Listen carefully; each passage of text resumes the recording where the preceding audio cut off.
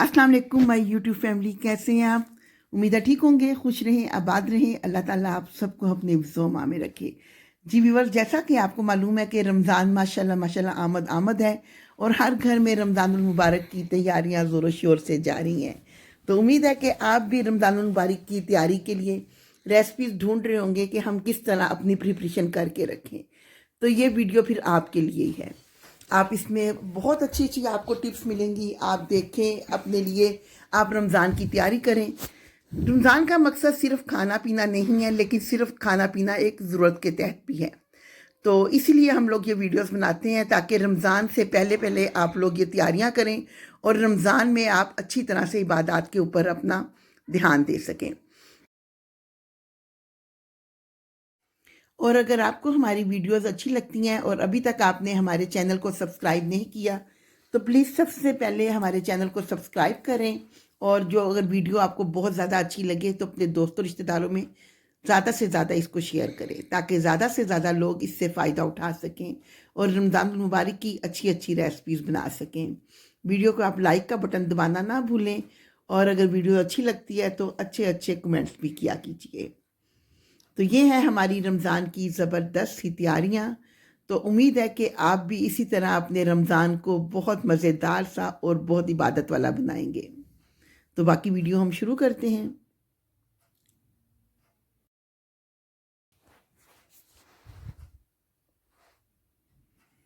बिस्मिल्लाहिर्रहमानिर्रहीम। शुरू अल्लाह का नाम लेके जो नहायत मेहरबान और रहम करने वाला है। जी तो व्यूवर्स, यहाँ पे मैंने ले लिए थे 1 किलो चने। इसको मैंने रात को धो के भिगो के 1 टेबल स्पून मैंने इसको सोडा लगा दिया था। मीठा सोडा लगाना है हमने, खाने वाला जो होता है। और उसके बाद आपने इसको कवर करके ऊपर से रख देना है। सुबह उठ के इसका जो पानी था वो हमने गिरा दिया था और नया पानी डाल के इसको हमने 15 मिनट के लिए बॉयल कर लिया था। अगर आप इनको खुला पकाना चाहते हैं तो आप इनको खुला भी पका सकते हैं, क्योंकि अगर सोडा लगा हुआ है बहुत जल्दी ये गल के तैयार हो जाएंगे।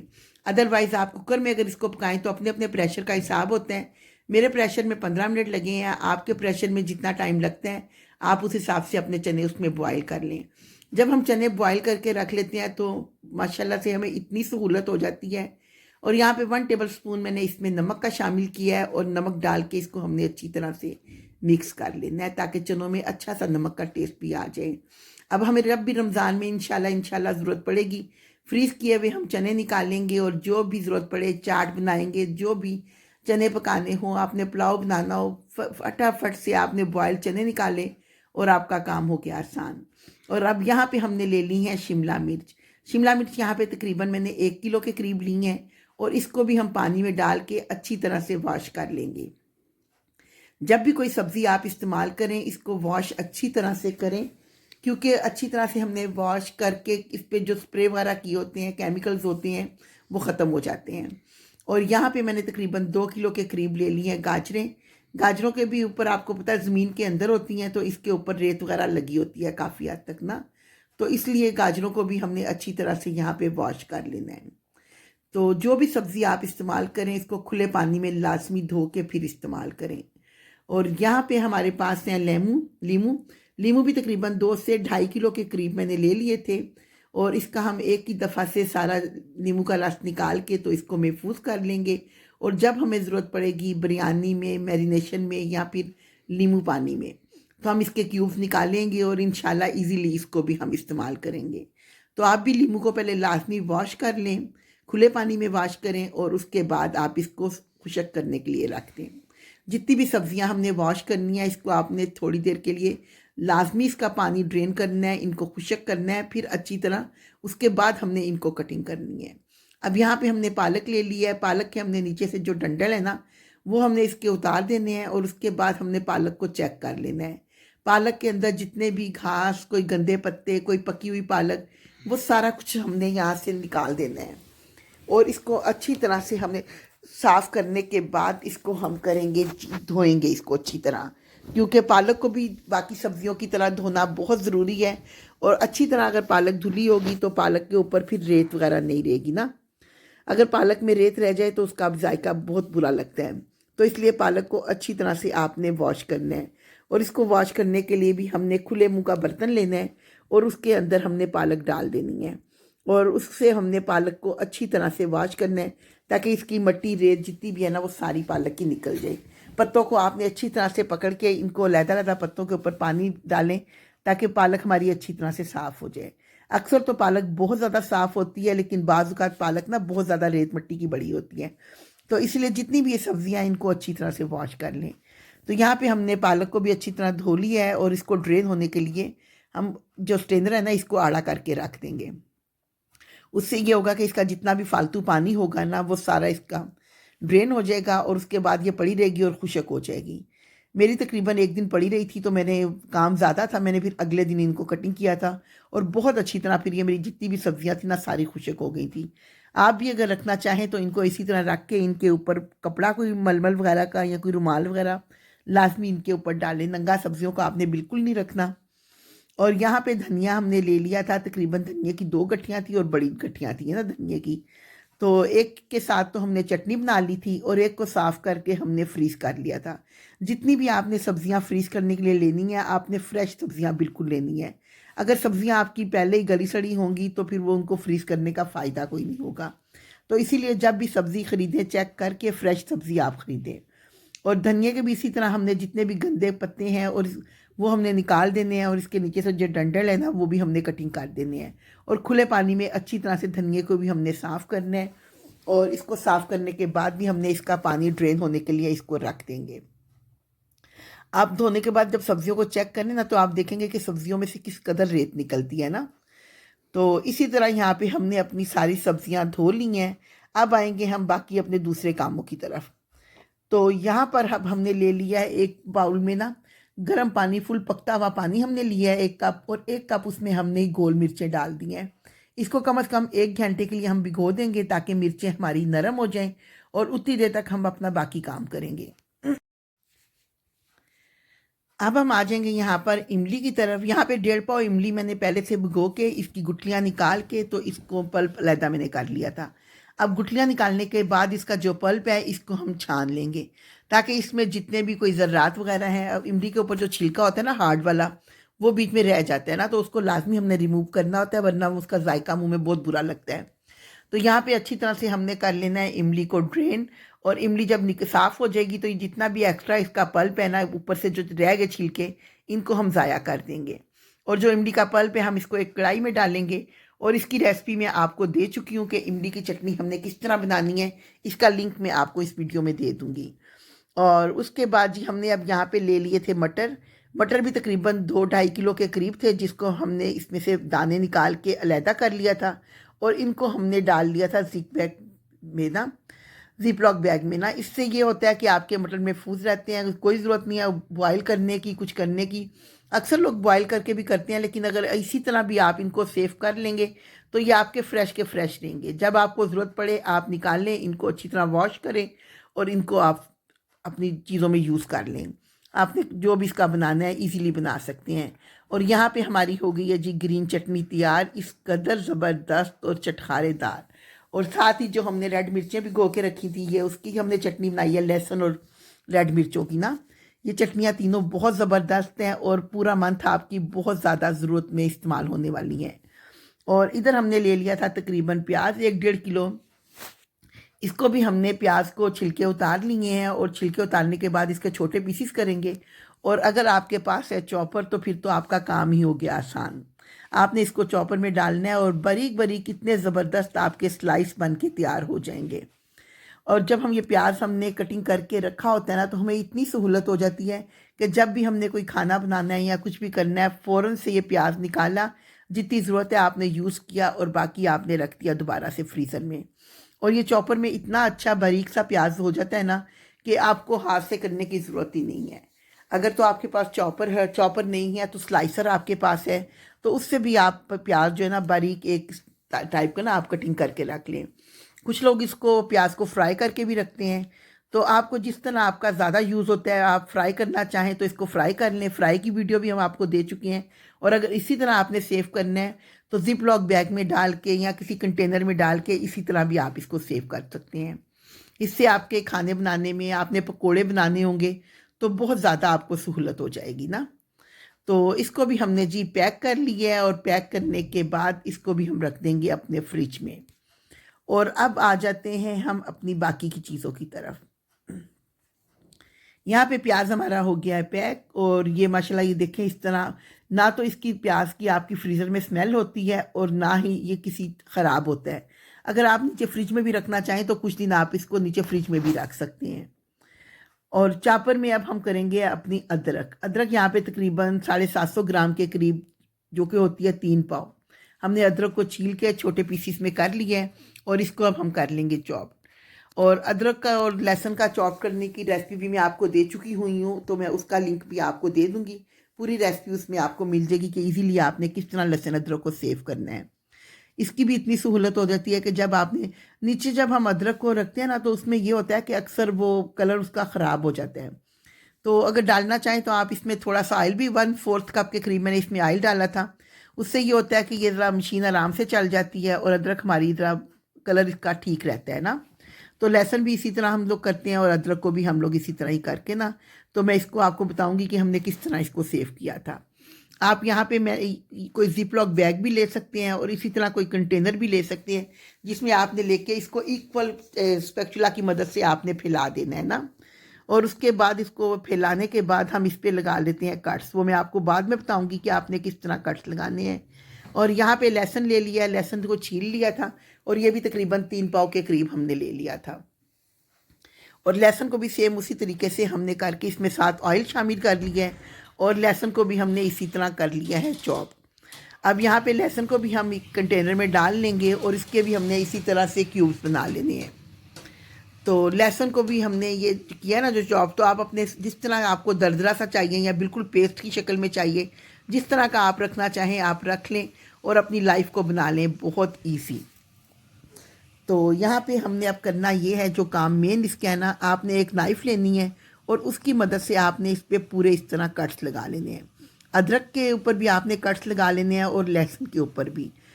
और जब भी आपको ज़रूरत पड़े आप इसमें से फ्रीज़ करने के बाद निकालें, पीसीज आपके सारे अलग-अलग हो जाएंगे। और इनको कवर करके ना, तो हमने अब सेव करने के लिए इसको भी रख देना है। यहाँ पे हमने लेमन का भी रस निकाल लिया था और लेमन को भी हमने इसको छान लिया था सारा, ताकि इसमें जो बीज वगैरह हो वो बीच में से निकल जाए ना। और इसको भी हमने इसी तरह से करके तो इसको फ्रीज़ कर लेना है और जब भी ज़रूरत पड़ेगी तो इजीली हम अपने लेमन्स को यूज़ कर सकेंगे ना। अगर आप इकट्ठा एक ही जार में डाल के रखते हैं ना, तो उस तरह ये होता है कि आपको थोड़ा सा भी लेमन चाहिए होता है तो पूरा जार आपको निकाल के बाहर रखना पड़ता है, फिर वेट करना पड़ता है, तो फिर आप किसी चीज़ में यूज़ करते हैं। लेकिन अगर इसी तरह आप ट्यूब्स वगैरह इसके बना लेंगे ना, तो आपके लिए बहुत आसानी हो जाएगी। जितना आपको चाहिए आप उतना निकालें और इजीली इसको यूज़ कर लें। बहुत इजी तरीका है जो कि आपकी लाइफ को आसान बना देगा। इसी तरह के ये छोटे छोटे काम हैं जिनको हम अपनी सहूलत के लिए जब हम लोग कर लेते हैं तो बहुत सी आसानियां हमारे लिए पैदा हो जाती हैं।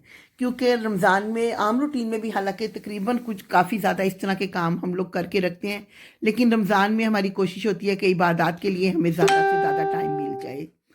तो यहाँ पे हमने गरम मसाला और उसके बाद सूखा धनिया और साथ सफ़ेद ज़ीरा, ये चीज़ें भी हमने सेव की हैं और इनका तरीका भी मैंने आपको रेसिपी दे दी हुई है, उसमें आपका लिंक इनका दे देंगे। तो इन चीज़ों को भी आप इसी तरह सेव कर लें, बहुत ज़्यादा पूरा मंथ आपका इजीली गुजर जाएगा। यहाँ पे आधा किलो हमने ले लिए हैं चावल। मेरे पास तो जो घर में रेगुलर चावल यूज़ करते हैं अच्छे वाले चावल वही हैं। अगर आप टोटा चावल लेना चाहें तो आप टोटा चावल भी ले सकते हैं।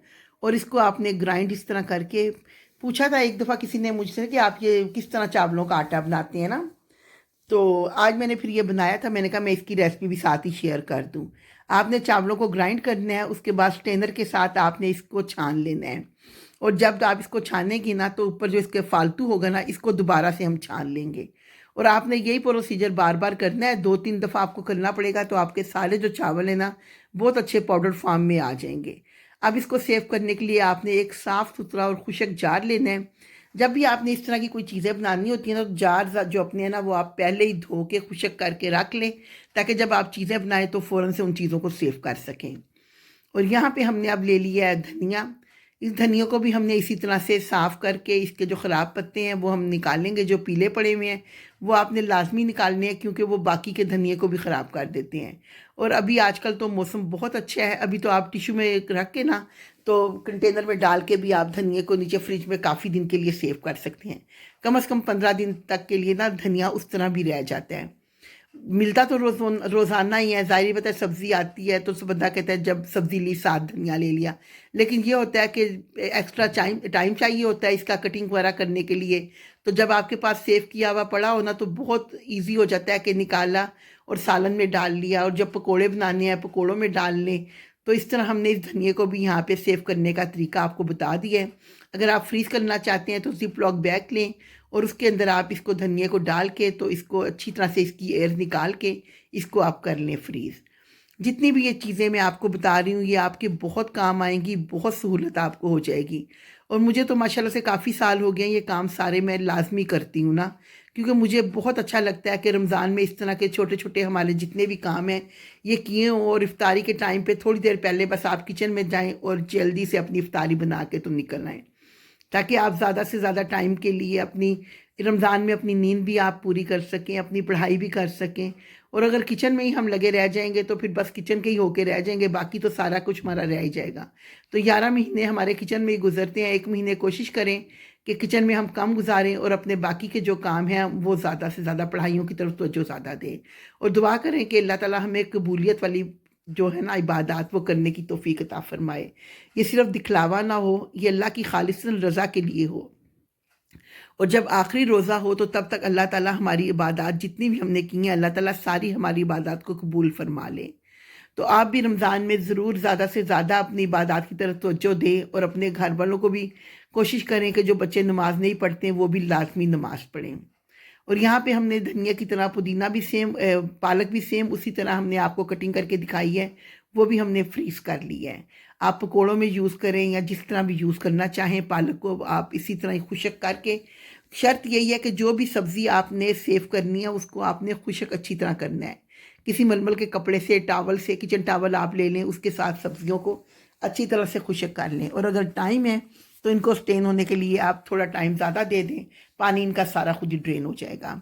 और शिमला मिर्च हमने यहाँ पे लंबाई इसको इस तरह कटिंग कर लिया था, कुछ तो छोटे छोटे पीस हमने कटिंग कर लिए थे और कुछ हमने लंबाई में कटिंग कर लिए थे, क्योंकि कुछ सब्जियों में तो ये छोटे क्यूब्स हमें चाहिए होते हैं और कुछ में बड़े क्यूब्स हमें चाहिए होते हैं ना।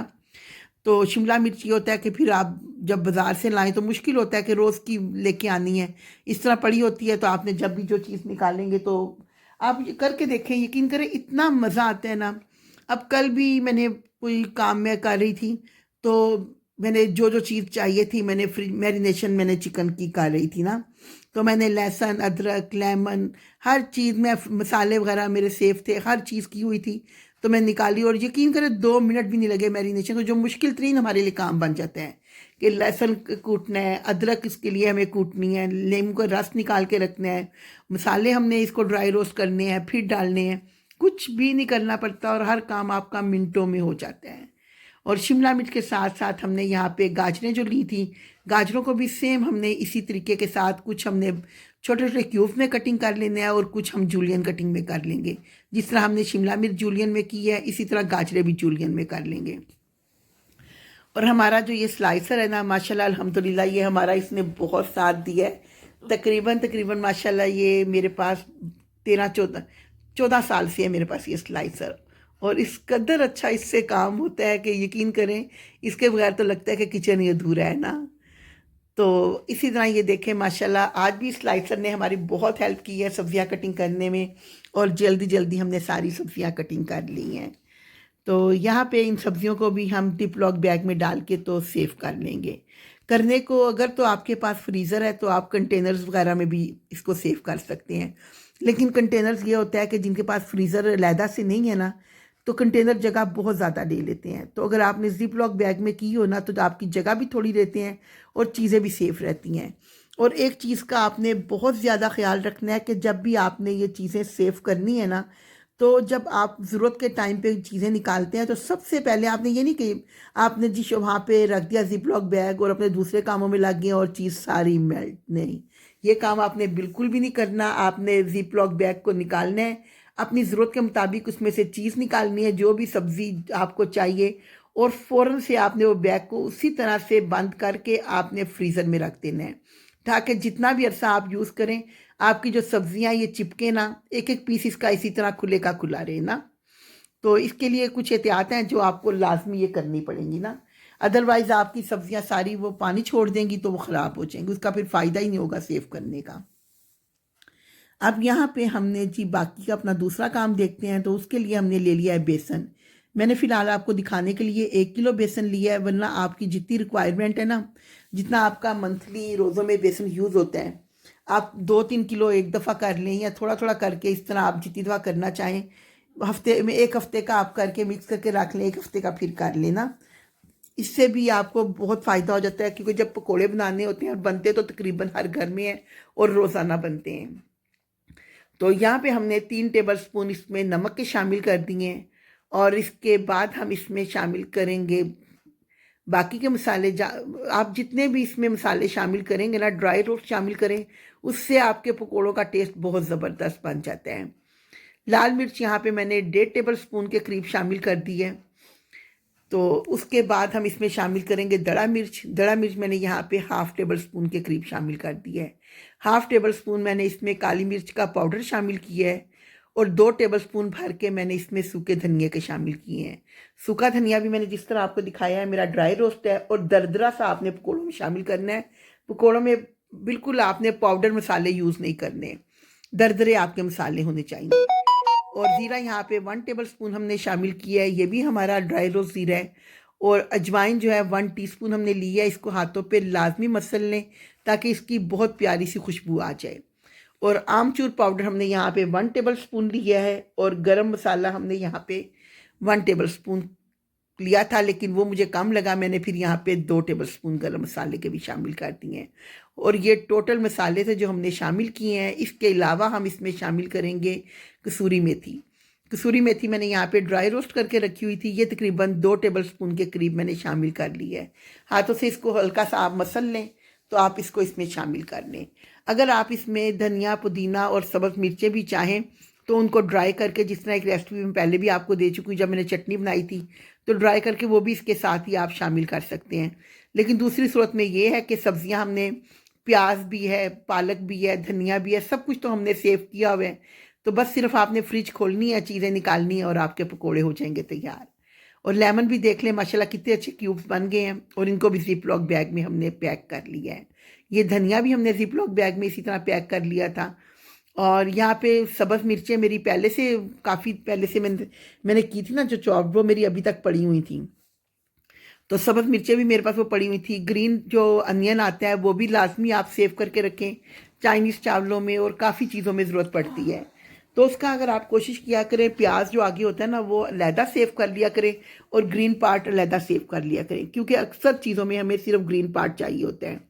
यहाँ पे 2 गठियाँ पालक थी, इनको मैंने धो के बॉयल करके इसको भी सेव कर लिया है, क्योंकि रमज़ान में पालक साफ़ करनी बहुत मुश्किल लगती है। इस तरह जब भी हमारा दिल करेगा हम निकाल के पालक पका लेंगे। और ये देखें माशाल्लाह लहसुन अदरक हमारा फ्रीज़ हो चुका हुआ है, तो इन पे कट्स के निशान भी लगे हुए हैं। बस इसमें से जिस तरह क्यूब्स आप निकालते हैं ना, इनको निकाल लेंगे तो ये पूरे पूरे क्यूब्स आपके निकल आएंगे। अगर अदरवाइज़ ये नहीं भी खुलते ना, तो छुरी से हल्का सा आप कट लगाएंगे, क्यूब्स आपके अलहदा हो जाएंगे। और यहाँ पे हमारे सारे मसाले, चटनियाँ, बेसन, चावल, हर चीज़ माशाल्लाह अल्हम्दुलिल्लाह अल्हम्दुलिल्लाह।